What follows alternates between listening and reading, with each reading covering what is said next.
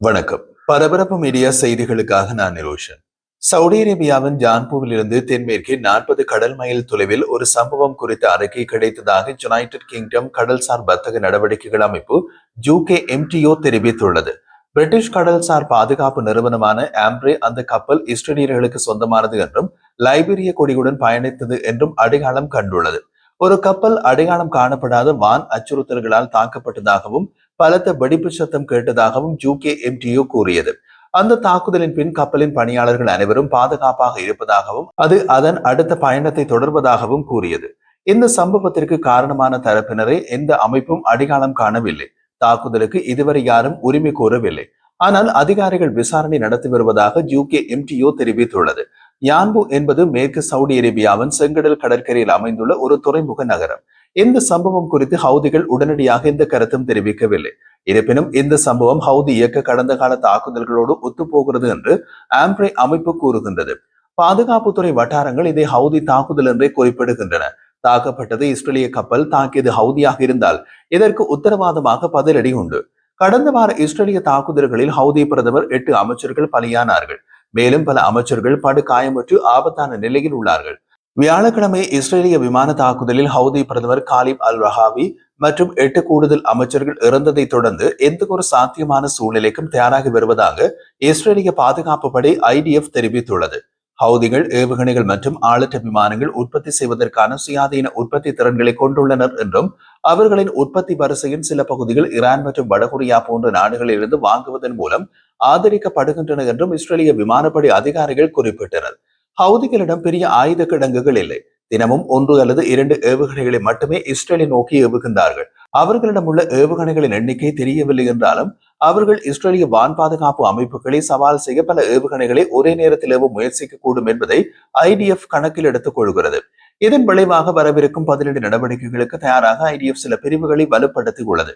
தமது பிரதமரின் மரணத்திற்கு பின்னர் ஹவுதிகள் பழி வாங்குவதாக சபதம் செய்துள்ளனர். ஹவுதிகளின் உச்ச அரசியல் குழுவின் தலைவர் மஹ்தி அல் மஷாத், நாங்கள் பழி வாங்குவோம், எதிரி அடைந்தது ஒரு தற்செயலான வெற்றியை தவிர வேறில்லை. சியோனிஸ்டுகளுக்கு நான் கூறுகின்றேன், 2 நாட்கள் உங்களுக்கு காத்திருக்கின்றன என்று பதிவு செய்யப்பட்ட உரையில் கூறினார். ஈரானிய ஆதரவு பெற்ற ஹவுதி இயக்கம் ஞாயிற்றுக்கிழமை ஏமன் தலைநகர் சானாவில் உள்ள 2 ஐக்கிய நாடுகள் சபையின் அலுவலகங்களை தாக்கினார்கள். ஹவுதி இயக்கத்தின் கட்டுப்பாட்டில் உள்ள அரசாங்கத்தின் பிரதமரை கொண்டதாக இஸ்ரேல் கூறிய ஒரு நாளுக்கு பின்னர் இது நடந்துள்ளது. உலக உணவு திட்டம் WFP மற்றும் ஐக்கிய நாடுகள் சபையின் குழந்தைகள் நிறுவனம் UNICEF அலுவலகங்களில் ஹவுதிகளின் பாதுகாப்பு படையினர் நுழைந்ததாக அந்த நிறுவனங்களின் செய்தி தொடர்பாளர்கள் தனித்தனி அறிக்கைகளில் தெரிவித்தனர். அறிக்கையின்படி WFP ஊழியர் ஒருவர் கைது செய்யப்பட்டார். மேலும் பல UNICEF ஊழியர்களும் கைது செய்யப்பட்டனர். ஏமனுக்கான ஐக்கிய நாடுகள் சபையின் சிறப்பு தூதர் ஹான்ஸ் கிரான்பர்க் பின்னர் குறைந்தது 11 ஐநா பணியாளர்கள் தடுத்து வைக்கப்பட்டதை உறுதிப்படுத்தினார். மேலும் பல தடுப்பு காவல்களையும் ஐநா வளாகத்திற்குள் கட்டாயமாக நுழைந்ததையும் வன்மையாக கண்டிப்பதாக கூறினார். WFP மற்றும் UNICEF ஆகியவை உள்ளூர் அதிகாரிகளிடமிருந்து கூடுதல் தகவல்களை அவசரமாக நாடுகின்றன என்று அவர்களின் செய்தி தொடர்பாளர்கள் கூறினார்கள். எங்கள் ஊழியர்களின் பாதுகாப்பு மற்றும் நல்வாழ்வு எங்கள் உடனடி முன்னுரிமை என்று அவர்கள் தெரிவித்துள்ளனர். இந்த தாக்குதல்கள் இஸ்ரேலின் தாக்குதல்களுடன் தொடர்புடையதா என்பது தெளிவாக தெரியவில்லை. ஹவுதிகள் முன்னர் ஐநா மற்றும் பிற சர்வதேச அமைப்புகளை குறிவைத்துள்ளனர். ஐநா ஆதரவு அரசாங்கத்தின் தகவல் அமைச்சர் மொயமர் அல் எரியானி ஹவுதிகளின் நடவடிக்கைகளை கடுமையாக கண்டித்தார் என்று ஏமன் அரசு செய்தி நிறுவனம் சபா நியூஸ் செய்தி வெளியிட்டுள்ளது. இதற்கிடையில் ஏமனின் ஹவுதி இயக்கத்தின் பிரதமர் அஹ்மத் அல் ரஹாவியை கொன்ற தாக்குதல்கள் அந்த குழுவுக்கு எதிரான தாக்குதல்களின் ஆரம்பம் மட்டுமே என்று இஸ்ரேலிய பிரதமர் பெஞ்சமின் நேதன்யாகு குறிப்பிட்டுள்ளார். இஸ்ரேலிய அரசுக்கு எதிரான ஆக்கிரமிப்புக்கு ஹவுதிகள் மிக அதிக விலை கொடுக்க நேரிடும் என்றும் நேதன்யாகு உறுதியளித்துள்ளார். எங்களுக்கு முன்பு யாரும் செய்யாததை நாங்கள் செய்கின்றோம். இது சனாவின் மூத்த அதிகாரிகள் மீதான தாக்குதல்களின் ஆரம்பம் மட்டுமே. அவர்கள் அனைவரையும் நாங்கள் அடைவோம் என்று இஸ்ரேலிய பிரதமர் கூறினார்.